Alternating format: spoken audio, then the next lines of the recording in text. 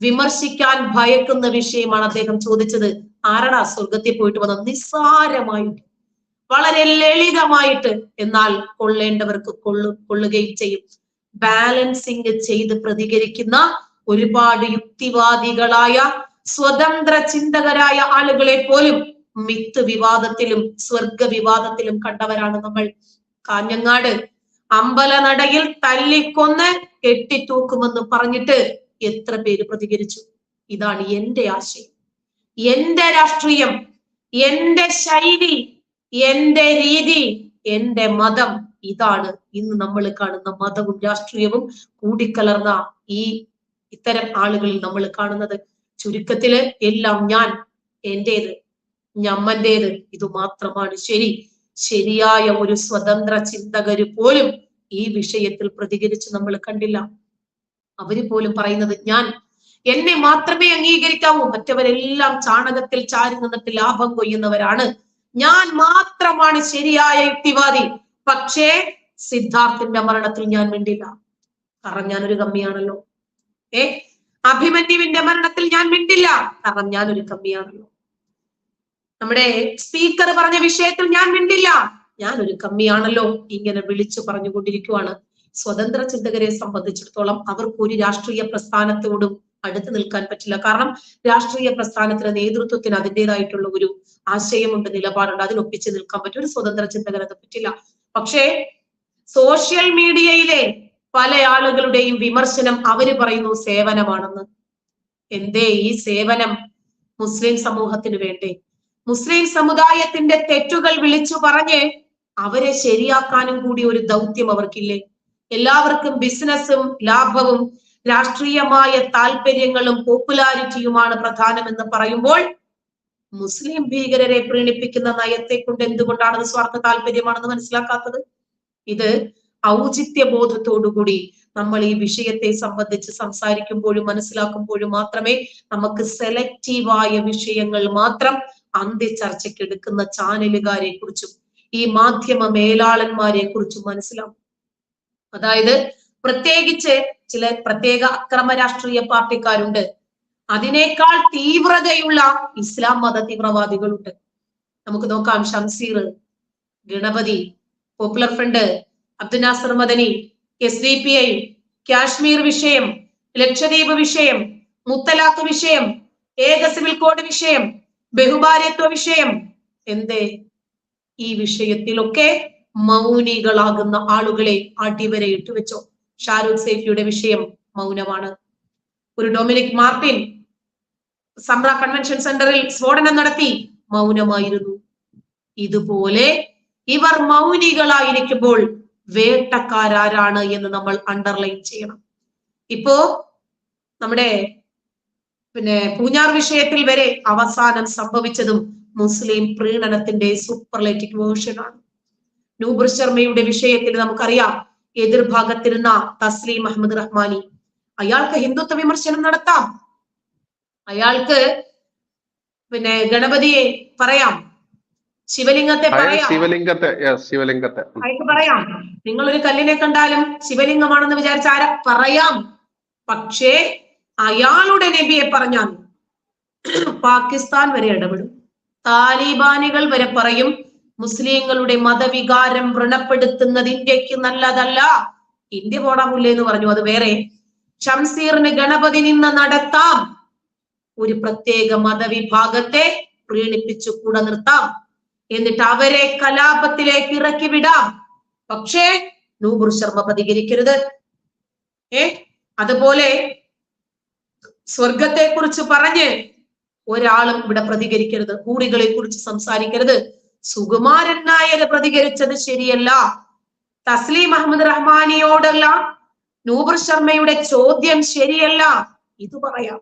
ഇങ്ങനെ പറഞ്ഞാൽ അവൻ സംഖ്യയാണ്. രാജ്യത്തിന് വേണ്ടി സംസാരിച്ചാൽ അവൻ സംഖ്യ. എതിർഭാഗത്ത് നിൽക്കുന്ന മുസ്ലിം വേട്ടക്കാർക്കെതിരെ സംസാരിച്ചാൽ അവർ സംഖ്യ. ഹിന്ദുക്കളെയും ക്രിസ്ത്യാനികളെയും ഇസ്ലാമിസ്റ്റുകള് എങ്ങനെ വേണമെങ്കിലും വിമർശിച്ചോട്ടെ, പക്ഷേ തിരിച്ചു വേണ്ട. ഹിന്ദുക്കളെയും ക്രിസ്ത്യാനികളെയും അടിക്കാനുള്ള ഒരു വടിയായി അവർ ഇസ്ലാം മതവിശ്വാസികൾ എടുത്തിട്ടുണ്ട് പല വിഷയങ്ങളും.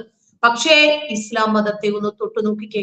വീണ്ടും പറയുന്നു ബൈജു, ഒരു മുസ്ലിം ആരാധനാലയത്തിലായിരുന്നു ഇത് സംഭവിച്ചിരുന്നതെങ്കിൽ സിദ്ധാർത്ഥന്റെ ഭാഗത്ത് ഒരു മുസ്ലിം വിദ്യാർത്ഥിയും എതിർഭാഗത്തുള്ളത് മറ്റേതെങ്കിലും ഒരു പാർട്ടിക്കാരുമായിരുന്നെങ്കിൽ നമ്മുടെ നാട്ടിൽ സംഭവിക്കുമായിരുന്നു. നോക്ക്, നബിയുടെ കല്യാണം, ബുറാഖ് യാത്ര, ഭൂമിയുടെ പരപ്പ് തുടങ്ങിയ ഇസ്ലാമിക വിമർശനം നൂപുർ ശർമ്മ നടത്തരുത്. ചന്ദ്രനെ പിളർത്തിയതും ചന്ദ്രനെ ഇവിടെ ഇരുന്ന് പിളർത്തിയതും ബ്ലൂടൂത്ത് സിസ്റ്റം വെച്ചിട്ട് അതൊന്നും പറയരുത്. ഞങ്ങൾ ചന്ദ്രനെയും പിളർത്തും, സൂര്യനെ പിളർത്തണം താല്പര്യമുണ്ട്, പക്ഷെ ചൂടുകൊണ്ട് അങ്ങോട്ട് പോകാൻ പറ്റാത്തോണ്ടാ. ഞങ്ങൾ വേണമെങ്കിൽ പിന്നീട് നോക്കാം. ഇപ്പോ ഹമാസ് വിഷയം തന്നെ നോക്ക്, എത്ര പേര് പ്രതികരിച്ചു ഈ വിഷയത്തെ സംബന്ധിച്ച്. ഇപ്പോ നോമ്പാണ്, ഞങ്ങൾക്ക് വെടിനിർത്തണം. വെടിനിർത്തൽ ചർച്ചയ്ക്ക് വേണ്ടി ഈജിപ്തിലെ കെയ്റോയിൽ എത്തിയിരിക്കുവാണ് ഇന്ന് ഹമാസ് നേതാക്കൾ. ഇനി ഈ നോമ്പ് കാലത്ത് ഞാൻ ഈ വിഷയവുമായി ബന്ധപ്പെടുത്തി സംസാരിക്കുവാണ്. നോമ്പിന് ഹമാസ് ഭീകരർക്ക് കുറെ തലയില്ലാത്ത ഉടലുകൾ വേണം, കുറെ മാതാപിതാക്കളില്ലാതെ കരയുന്ന മക്കൾ വേണം, മക്കളെ നഷ്ടപ്പെട്ട മാതാപിതാക്കൾ. ഇനി ഇത് നാച്ചുറൽ ആയിട്ട് അവർക്ക് കിട്ടിയിട്ടില്ലെങ്കിൽ അവർ പെയിന്റ് ഒക്കെ അടിച്ച് ബൊമ്മയൊക്കെ ആയിട്ട് അവർ കൃത്രിമമായിട്ട് ഉണ്ടാക്കും. എന്തിനാണ്? ഈ ചിത്രങ്ങളുമായി ഈ വിഷ്വലുകളുമായിട്ട് ചെന്നിട്ട് വേണം ഇസ്ലാമിക രാഷ്ട്രങ്ങളോട് പറഞ്ഞ് നെഞ്ചിലിടിച്ച് നിലവിളിച്ച് ഇവരുടെ ഭീകരതയ്ക്ക് വേണ്ടി കുറെ പണം ഉണ്ടാക്കാൻ. കാരണം നോമ്പ് മാസമാണ്.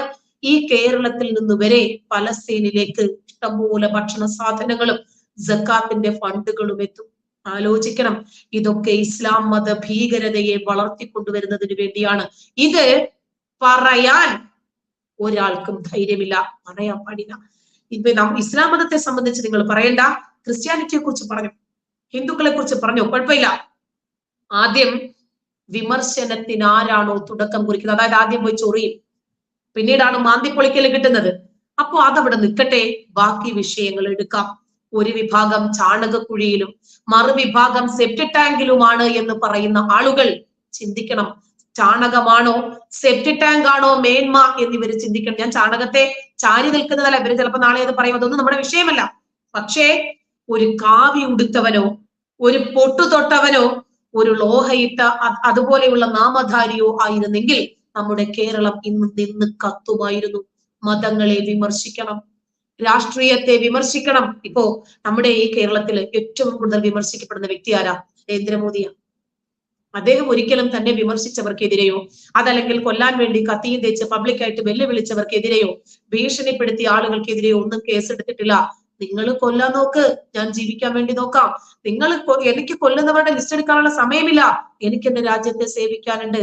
6 ദിവസം കൊണ്ട് 12ഓളം സംസ്ഥാനങ്ങൾ എനിക്ക് സന്ദർശിക്കാനുണ്ട്, എനിക്ക് എന്റെ രാജ്യത്തെ സേവിക്കാനുണ്ട്. അതുകൊണ്ട് ഇവിടെ കമ്മ്യൂണിസ്റ്റ് മതത്തിനകത്ത് നിന്നിട്ട് കമ്മ്യൂണിസത്തെ ന്യായീകരിക്കാൻ മാത്രമേ ഇവർക്ക് പറ്റൂ. അതുകൊണ്ട് അതിൽ തൊട്ട് കളിച്ചാൽ ചാപ്പയടി വരും. സമൂഹത്തിൽ മാറ്റം ഉണ്ടാക്കാൻ ഓരോ വ്യക്തികൾക്കും നമ്മുടേതായിട്ടുള്ള ഔചിത്യ ബോധമുണ്ട്. അതിന് നമ്മള് വേരിന് തളം വയ്ക്കണം. അതല്ലാതെ തലയ്ക്ക് തളം വെച്ചിട്ട് കാര്യമില്ല. മൂട്ടിലാണ് ചികിത്സ വെക്കേണ്ടത് എന്ന് ആരെങ്കിലും പറഞ്ഞാൽ അവരെ ചാപ്പയടിച്ച് അതിന്റെ അതോറിറ്റി ഞാനാണ് എന്ന് പറയുന്നത് കൊണ്ട് അർത്ഥമില്ല. എതിർഭാഗത്ത് വരുന്നത് സംഘികളാണെങ്കിൽ, ക്രിസംഘികളാണെങ്കിൽ അവരെ പല്ലും നഖവും ഉപയോഗിച്ച് എതിർക്കണം എന്ന് പറയുന്നതിനോട് നമുക്ക് യോജിക്കാൻ പറ്റില്ല. മനസ്സിലായോ? ഇവിടെ സിദ്ധാർത്ഥന്റെ കൊലപാതകത്തില് പ്രധാനമായും ഉള്ളത് ആ ഡാൻസ് കളിച്ചതും തട്ടമിട്ട പെൺകുട്ടികളുമാണ്. അവരെ തിരശീലയ്ക്ക്